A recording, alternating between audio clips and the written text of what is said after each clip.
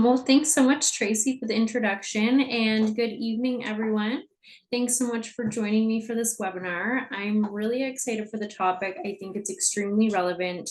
The conversation surrounding skin health is gaining tremendous momentum. So before I go any further, I just want to review my agenda for the evening. So I'm going to do a brief introduction. I'll tell you a little bit about myself. I want to talk about building a skincare routine, some skincare buzzwords, how to facilitate an effective skin consult, and yeah, so the skincare industry, as we know, it's become a multi-billion-dollar industry, but at its core, it is a field of applied dermatological science. So every cleanser, moisturizer, and sunscreen is built on active and supportive ingredients that interact with skin barrier, immune system, and microbiome in very specific ways. As clinicians, it's really important for us to understand not only just which ingredients are trending, but how they function at a molecular and cellular level. So today I'll be focusing on the how and why of skincare ingredients, how they modulate our skin cells, and how to effectively explain these mechanisms in our everyday scenarios in the clinic. I also want to say I feel super lucky to be sharing with all of you guys. One of my favorite parts about this job is just the constant networking opportunities with other professionals. And I really believe that we can all learn something from one another, regardless of our discipline. So, you know, my catchphrase in my role has kind of become, if I don't know the answer to your question, I usually know somebody who does. So I love to continue to expand that circle. Regardless of your years of experience or skincare knowledge, I'm really hoping that you can have a few takeaways, even if it's just a new, interesting way to kind of explain something that maybe you're already really well versed in. Just a disclaimer, as previously stated, I work for Clarion Medical Technologies, and we are a distributor in Canada for everything from neurotoxin and filler to IPL and lasers, microneedling, light therapy, you name it. So if you're tuning in from Atlantic Canada, hi, I'm your skin health rep. And then my wonderful colleague and mentor, Judy Donato, is also on the call, I believe. There she is, and she is our injectables representative. So if you're tuning in from other parts of the country, I'd love to connect offline, and I will be happy to introduce you to your Clarion representative. And then lastly, I just want to apologize if some of the slides seem a little bit busy. I wanted to make sure that if anyone wanted a copy after the fact, all the info is on all the slides. So anywho, without further ado, let's get started here. So a little bit about me. My name is Avery. I am a medical esthetician certified through the Cosmetology Association of Nova Scotia. I'm a certified laser technician. I work with Clarion Medical Technologies in the Skin Health Division in Atlantic Canada. And I live in Halifax with my fiance and our pet bunny rabbit.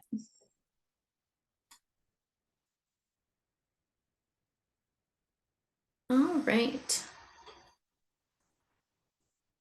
So to kick things off, I want to chat a bit about the blueprint of a basic skincare routine. So when I graduated aesthetic school in 2016, I found the world of skincare endlessly fascinating, but also just endlessly endless. Like I remember having trouble trying to keep everything organized as far as when to recommend certain ingredients. And I have a memory of confiding in a more seasoned colleague, and what she said was, it's simple, everyone needs the same thing, just different. Which at the time was not helpful at all. But now that I've expanded my knowledge, I've come to find in a funny way that it actually makes perfect sense. So I'm going to give you the same advice. And by that, I mean the blueprint, like the fundamentals of a healthy skincare routine should sort of follow the same formula. So it comes in this cute little acronym, CHAMP. So if you want to be a skincare champ, you can follow this formula. So everybody needs to cleanse their skin. Everyone needs to hydrate. Everyone needs to address their skincare concerns. Everyone needs to moisturize and everyone needs to protect their skin. So if we dive a little bit deeper into that, step one, cleansing. Of course, cleansing is one of the most underrated steps in any skincare routine because it's going to directly affect your skin's health, appearance, and how well other products work. I came across a study that was conducted by CeraVe, a company owned by L'Oreal, and it was a survey that was conducted that showed how many Americans admitted to not washing their faces. So I'll just read in a 2017 survey of 1,000 US adults, it was found that 60% of respondents admitted to skipping face washing before bed. In a 2018 skin survey, the brand reported that approximately 80% of Americans would make at least one avoidable mistake in how they wash their face. And in a 2021 survey of 2,000 US adults aged 18 to 40, it was found that although 91% agree that cleansing is important, only 23 said a dermatologist would be pleased with their cleansing habits.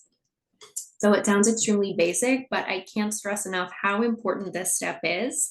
And a double cleanse may or may not be necessary depending on which products you wear on your skin regularly. So SPF, makeup, things like this. A double cleanse was made popular by K-beauty or Korean beauty, but it's now practiced worldwide, and it involves using an oil-based cleanser or micellar water cleanser to remove any waterproof products prior to going in with your actual cleanser.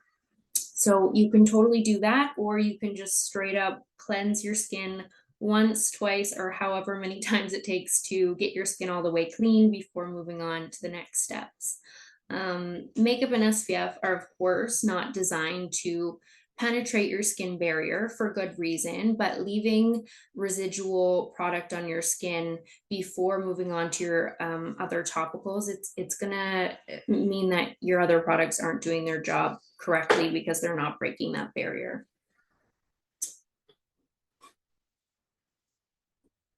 So next is the hydrate step, and hydrating and moisturizing, they often get painted with the same brush. And although healthy skin typically needs both, they do have different purposes. So hydrators, they add water to your skin by pulling water from deeper layers or from the environment. And it's super important because we all experience something called transepidermal water loss or TOOL.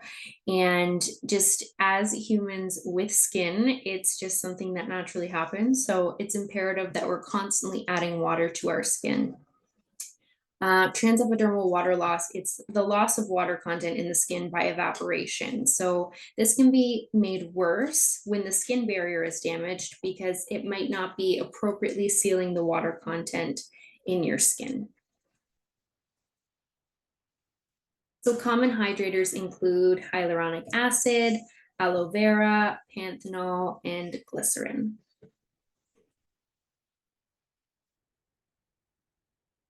Okay, next for the address phase.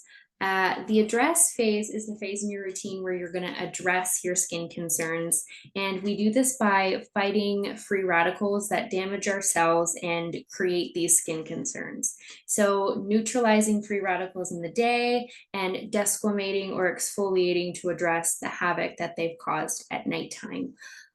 So free radicals, they're unstable molecules or unpaired electrons, and because electrons like to be in pairs, they aggressively seek out stable molecules to steal from, resulting in DNA damage or oxidative stress. A few common causes of free radical formation in the skin are UV radiation, pollution, cigarette smoke, blue light or HEV light, stress and poor diet, inflammation, injury, things like this. But when free radicals attack the skin cells, they're going to break down collagen and elastin, causing wrinkles, sagging. They can trigger inflammation and sensitivity. They can lead to uneven skin tone, dark spots, dullness, and accelerate visible aging. So in short, free radicals equal oxidative damage, which equal premature aging and other skin conditions. So it's important that we have a step in our routine designated to address that.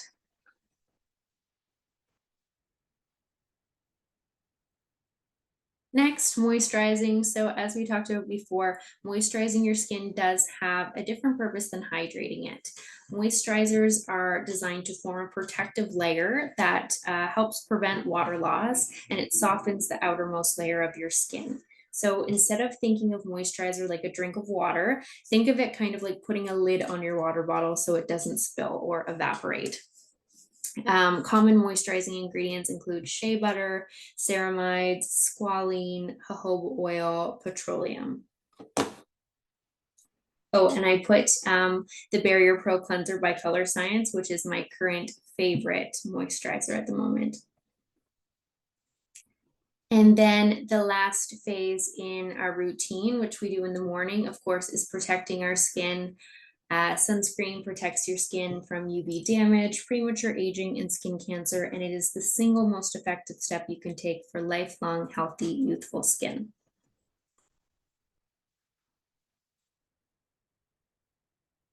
Right. So now moving on to buzzwords in skincare. I'm sure all of these ingredients will be familiar to you guys as I've kind of picked a few of the most commonly used ones. I think it's really interesting how many of our clients are using some of these things, but they actually have no idea why they're using them or what they do. For example, you might ask somebody what they're using to exfoliate their skin, and they'll say nothing. And then later on in the conversation, it will come out that they're using a retinol. So it's always interesting to me, and I think it's so important that we're well versed in the basics. So first up, of course, we all know this one, hyaluronic acid, and hyaluronic acid is a water-loving molecule. It can hold up to 1,000 times its weight in water, making it extremely effective for hydrating our skin cells. Hyaluronic acid used in cosmetics is found in different molecular weights, and it's also under the name of sodium hyaluronate, which is a salt form of HA. So hyaluronic acid is a beautiful product that we can use for that hydrate step in our routine to add lots of water into our skin.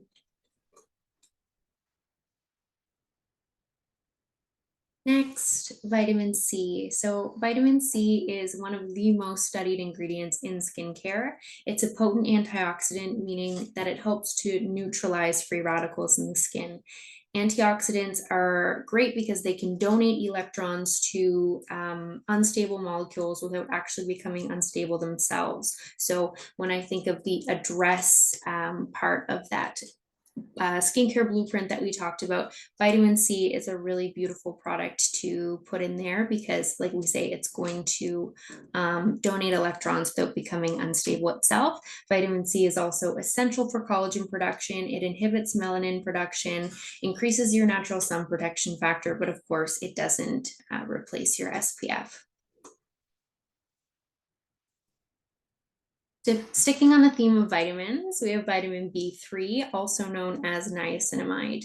Niacinamide is known as a multitasker, and a lot of people think that it's actually an exfoliator. And I think it gets this misconception because it does really make your skin a lot smoother and it can really improve the texture, but it's not because it's turning over your skin cells, it's just because it's improving the function of your skin cells. So I actually love pairing niacinamide with exfoliating ingredients because it's really good for reducing inflammation and strengthening barrier function.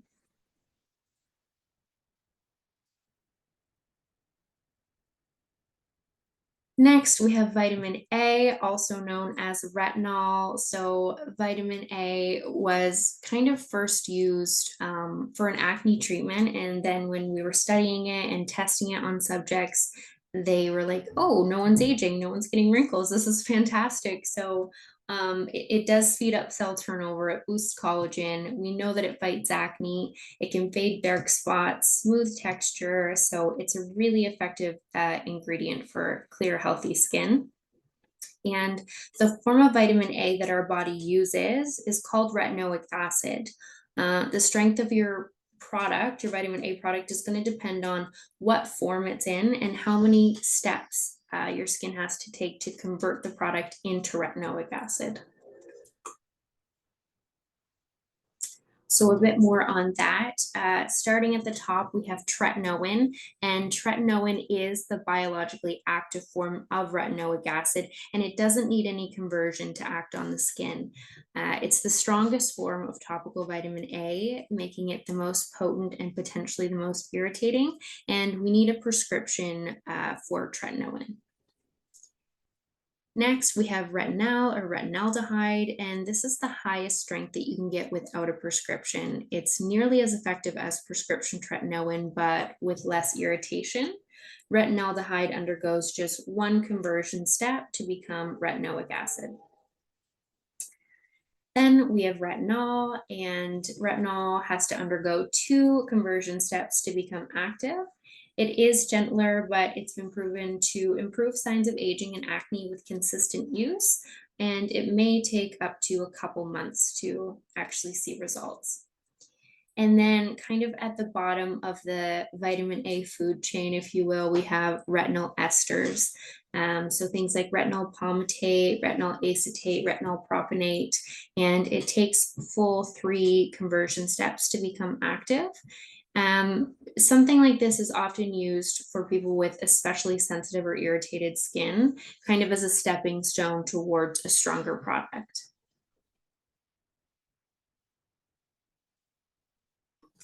Next, we have alpha hydroxy acids, or AHAs. AHAs are a group of water soluble exfoliating acids, and they're derived from natural sources such as fruit, milk, and sugar. So they essentially loosen the glue that holds dead skin cells together to allow them to slough off easier. Some commonly known AHAs include glycolic acid, which is derived from sugarcane, lactic acid, which is derived from milk, and mandelic acid, which is derived from apples. AHAs are really good for aging skin, skin that is dry, flaking, dull, etc. And it's said that in ancient Egypt, Cleopatra would actually bathe in milk to improve her skin. So some good old lactic acid there. Next, we have BHAs, and BHAs are a group of oil-soluble exfoliating acids. So unlike AHAs, they can penetrate oil, so they can actually exfoliate inside of your pores. The main BHA that's used in skincare is salicylic acid, and it's derived from willow bark. So again, it's oil soluble, so it can penetrate pores, it can clear congestion, calm inflammation. So this is used often for treatment for people with acne or oily skin.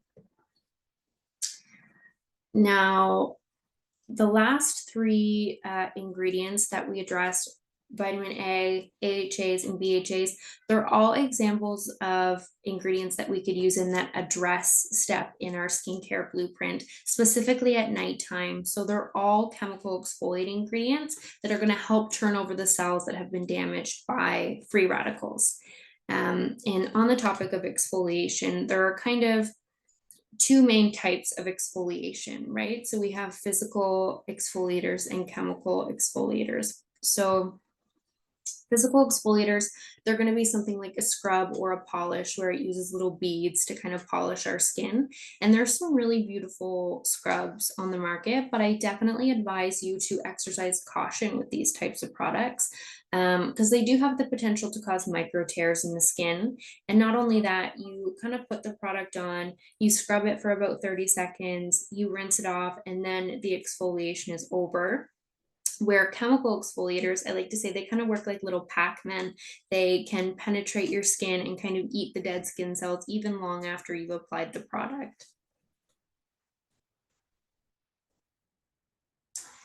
Okay, next I have amino acids, and amino acids are the building blocks of proteins such as collagen and elastin. They play a crucial role in your skin health, structure, and overall function. Amino acids are small molecules, and they combine together in chains to hydrate, repair, and strengthen and support the skin's barrier. Some common amino acids that are found in skincare products are glycine, proline, lysine, and arginine. You can think of amino acids as individual Lego block molecules and proteins like collagen and elastin as fully constructed Lego castles. Um, I added a picture of Redensity 1, which is a product in my portfolio. It's a skin booster, so it's a non-cross-linked hyaluronic acid, but it also has ingredients like antioxidants, minerals, vitamins, and amino acids. So Redensity 1 is a really beautiful way to get some amino acids in your skin. So it's not only hydrating, but it's actually contributing to building those proteins in your skin. And then we have peptides. So sticking with the theme of Lego analogies, peptides could be seen as small Lego structures. So, if amino acids are the individual blocks and collagen and elastin are the castles, then peptides are made up of amino acids to build the proteins. I hope that makes sense. So peptides are going to reduce fine lines and wrinkles, improve skin firmness and elasticity. They're going to support wound healing and skin repair. They're going to strengthen the skin barrier. They're great for calming inflammation, and they can also communicate intercellularly to signal cell repair.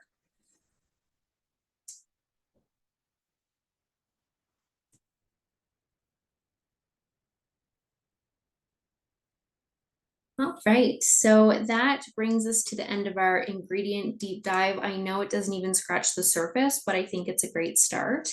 And now I want to talk about how to actually apply this knowledge in facilitating effective skincare consultations.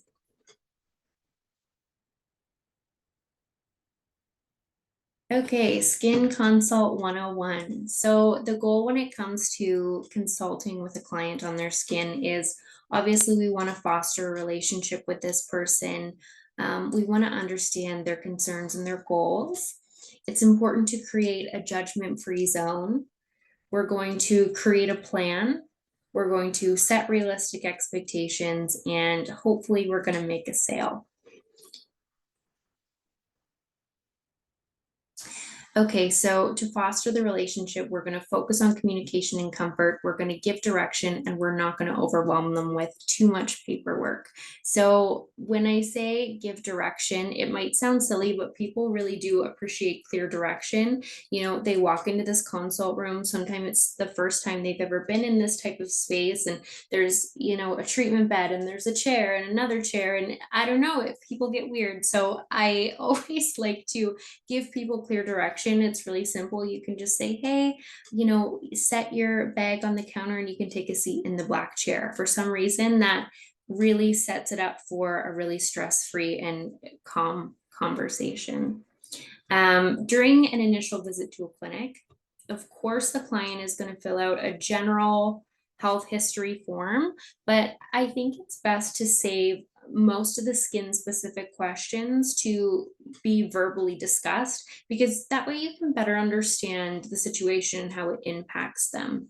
Not only that, it's going to allow you to kind of pick up subtle personality traits and their communication style so that you can match their energy a little bit better. So allowing them to kind of speak candidly, it's going to they can describe their situation a little bit better, I think, than they could on paper. So the other thing that's really important is always double, triple check your clinic history. Even if you are so certain you've never met this person before, just do a double check. There's nothing worse than introducing yourself to somebody twice. It's really embarrassing.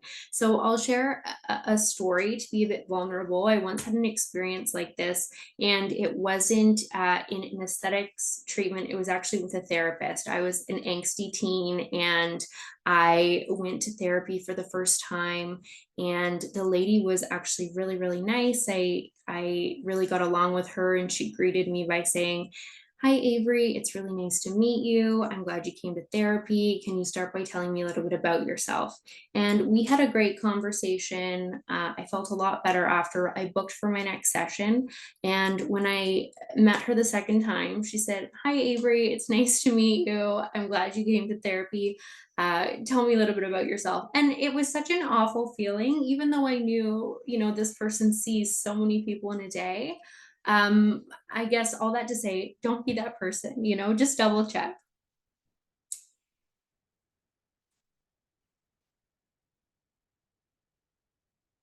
So it just looks like this. You can say to the person, Hi, Peggy. I've never met Peggy before. I've double checked. Hi, Peggy. You can come with me. It's so nice to meet you. My name's Avery. I'll be doing your consult today. Then we go to the room. I might say, You can set your bag on the counter, take a seat in the black chair.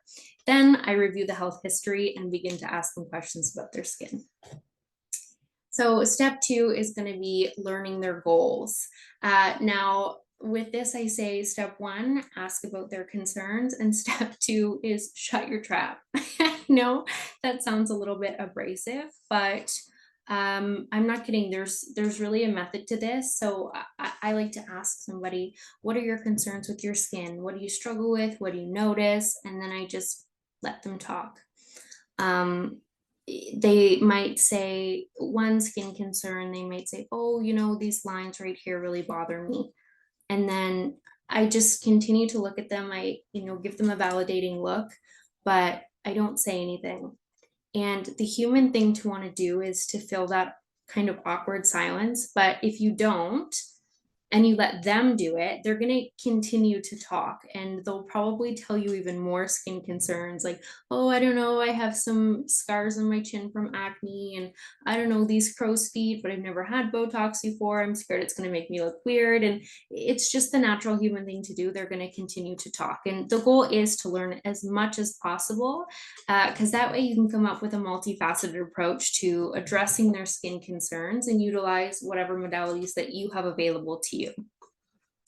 So once they finish talking, I say, okay, that's really good for me to know. I can use this information when it comes to making a plan.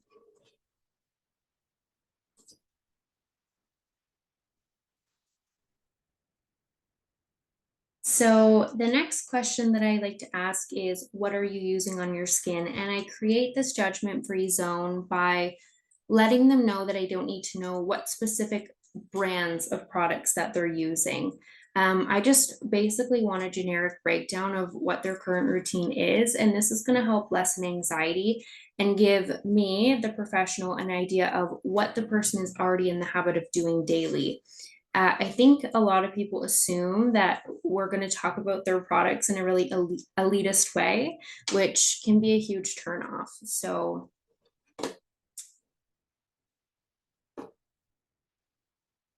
um, like I say, we're going to just ask generally, what are you doing? So someone might say, I clean my skin, I use a hyaluronic acid, at night I use retinol, then I use a moisturizer. And like, great, you can compliment them on what they're doing. Everyone loves a gold star. And then I refer to that acronym of CHAMP and kind of recognize what they're missing. And in that case, it would be an antioxidant and an SPF.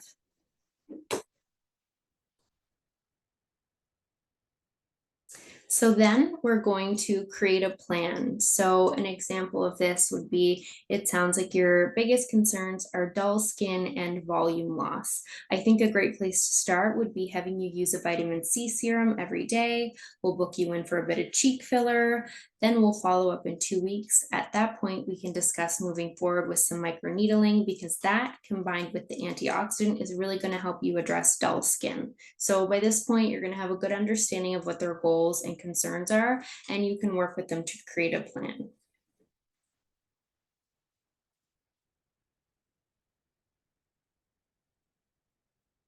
Another super important part of your skin care consultation is to set realistic expectations. So you want to determine expectations early on, make improvement the goal, over perfection, of course, and explain the importance of undergoing a series of treatments. So, just explain to your client that you have top of the line technology, but it's not a magic wand. So it will take a series of treatments over a period of time to hit your goals. And I think this is where before and after pictures are super important as well, because sometimes we don't actually recognize our progress, but if you can show somebody their baseline and then after, one or two treatments, they might actually realize, oh yeah, I have made some progress here.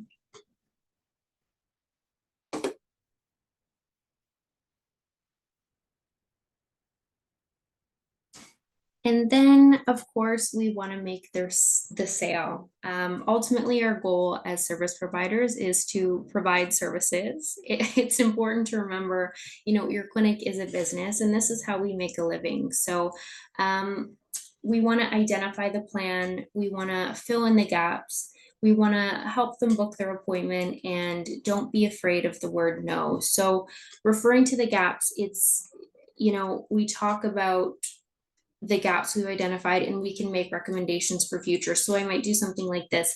Okay, Peggy, if I were to make you a skincare routine from scratch, it would be this. And I would line up all the products, the cleanser, the hyaluronic acid, the vitamin C, the moisturizer, the sunscreen, the retinol, everything. And then we can identify together, but you already have a cleanser that you love and this and this and this. So you take those out of the equation. And then they're looking at maybe two products instead of the six that you originally had lined up for them. And then this way they can also see what products that they can replenish with when the time is right. So next, helping the client book their appointments. I think this is really important. I don't think you should ever ask, would you like to book now? Because chances are the answer will be no. If you reframe the question kind of as, my soonest opening is next Thursday at 4, does that work for you? Or if someone else is responsible for booking your appointments, you can say, so-and-so can help you find a time that works for you, rather than, if you want to book now, so-and-so can help you. Do you know what I mean? And then lastly, don't be afraid of the word no. If hearing the word no, if you're hearing the word no, it means you're actually facilitating these conversations. So if you think about it like this, like if you have a party with the goal of having 20 people there, but you don't invite anybody, no one's going to show up.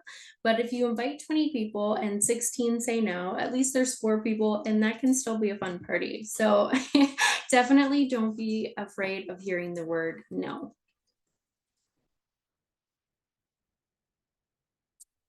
So there we go. That's all I have for you guys. Thank you so much. I left my contact info at the bottom of the screen there. I'm really hoping that we can connect.